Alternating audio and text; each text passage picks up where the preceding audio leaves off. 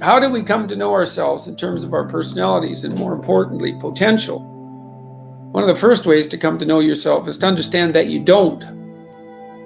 You can learn to kind of watch yourself like you're watching a stranger. So you have to understand that you don't know who you are. And that's not easy to understand because you think you know. But then, you remember you can't control yourself very well. You're not very disciplined. You're full of flaws. Maybe you don't know yourself as well as you think. But it's hard to get low enough to understand how deeply it is the case that you are ignorant about who you are. Now, there's an upside to that too, which also is that you're also ignorant about who you could be. And so the discovery of that, is some reward for the horror of determining who you actually are. Then you watch yourself. You watch yourself like you're watching a stranger. You watch what you say and you listen.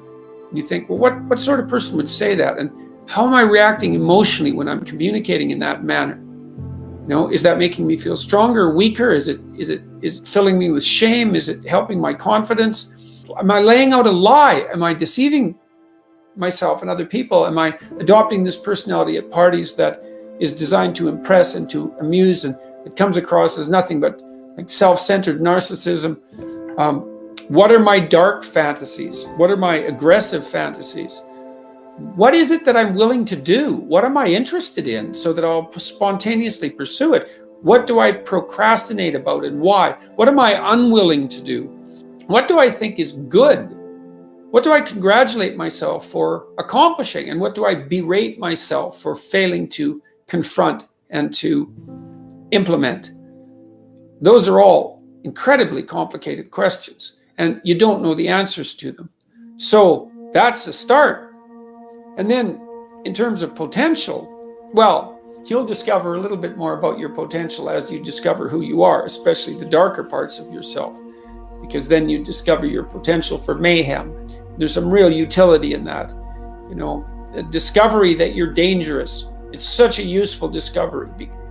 It's actually something that strengthens you, because the first thing that a realization like that can in fact produce is the ambition to incorporate that danger into a higher order personality. And that can make you implacable. That can make you someone who can say no when you need to say no. That can make you someone who won't avoid necessary conflict. And so that's unbelievably useful. And so that's one of the potentials that you might discover. The other thing you do to discover your potential is you challenge yourself. It's like, take a bit of a look at yourself and think about what's not so good that you could improve, that you should improve by your own standards, and that you would improve, and set yourself a little goal. Maybe you're not studying at all at your university, or maybe you're at work and you've got this stack of paper there, and you haven't looked at that damn stack for like a month, and you know that you should be, and you're bothering yourself at night because you're avoiding that. It's like, maybe think, well, I've avoided that stack of paper completely for 1 month. I'm quite a coward when it comes to whatever snakes might be hidden in that stack of paper. How about tomorrow I just put that stack of paper in front of me on my desk, and I glance through it for 15 seconds. See if I can do that. It's like, well, you set yourself a goal of improvement. It's a humble goal. There's things you could do to improve, and you know what they are. And there's small steps that you could take, that you might take, that would put you in that direction. And then the question is, are you big enough to take those small steps? Are you capable of grappling with the fact that you're fundamentally flawed to the point where you have to break things down into almost childlike steps in order to manage them? And the answer to that is, yeah, you are. Most people have things they avoid, and they're afraid of. So I would say to some degree, it's the lot of everyone. People vary in the degree to which they've conquered that. And you do meet people from time to time who are extraordinarily disciplined. But most of the time they've got disciplined in exactly this manner. It's through slow incremental improvement. And then you challenge yourself. It's like, well, could I do this? That would be better. Then you find out, and then you think, well, is there something slightly larger and more challenging that I could do that would be better? And you try it and you find out. And as you try it and you find out, generally you get better at it and you can take on larger and larger challenges. You take responsibility for yourself. That's part of standing up straight with your shoulders back. It's like, take on the world, man, but only at the level that you can manage. When you're ignorant and biased and deeply flawed and immature, it's where everyone starts. You don't want to bite off more than you can chew, but it doesn't mean that you can't wrestle with part of reality. Some part that's small enough so that you have a good shot at victory. And then you attain victory over some small part of the chaos. And then you're the person who's victorious over chaos. You're just a beginner, but that's who you are. And then maybe you can get unbelievably good at that. And you do that by challenging yourself humbly at the level that you're able to function.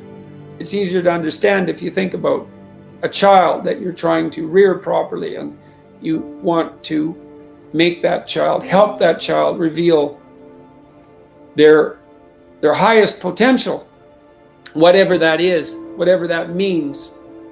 And what you do is you don't set them a series of impossible tasks in the hope of undermining their self-confidence. You form a relationship with them that is predicated on your interest in their highest mode of being.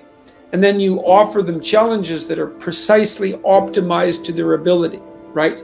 So they can do them, but they have to stretch. The two elements of their ability would be what they can do and how much they're capable of transforming what they can do.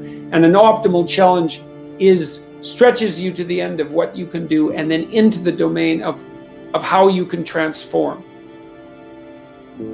You have to be humble and wise enough to understand that you might have to aim pretty damn low, especially in those places where you're not functioning well.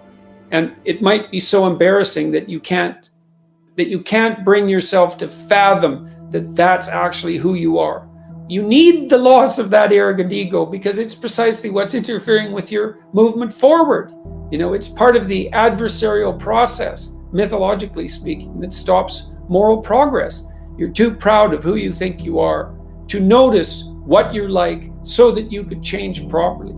You don't want to sacrifice that part of yourself. It's probably associated with some delusion that helps you maintain a positive, although very fragile self-image, in the absence of genuine effort. It's not to be recommended. So, you know yourself by watching and paying attention. It's not thinking exactly. It's not imagination. It's watching like you're a snake.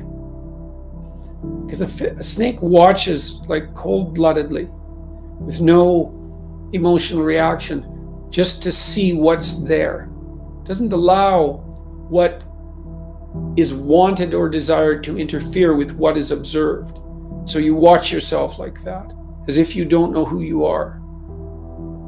Well, that's the beginning. And then you challenge yourself continually to see how far past yesterday you can push today and tomorrow, and to continually experiment with expanding the domains not only of your competence but of your ability to increase that competence. The upper limit to that is proportional to the moral effort that you put into it.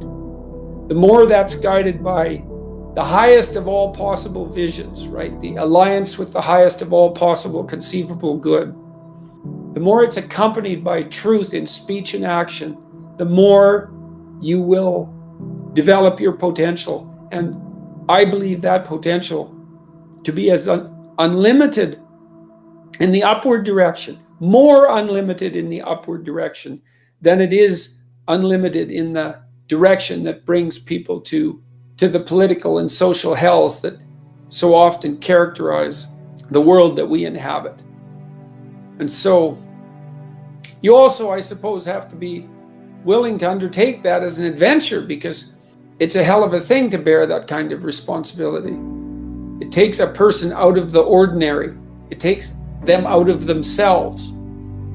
But there's deep meaning to be had in it, and there isn't anything better that you can do.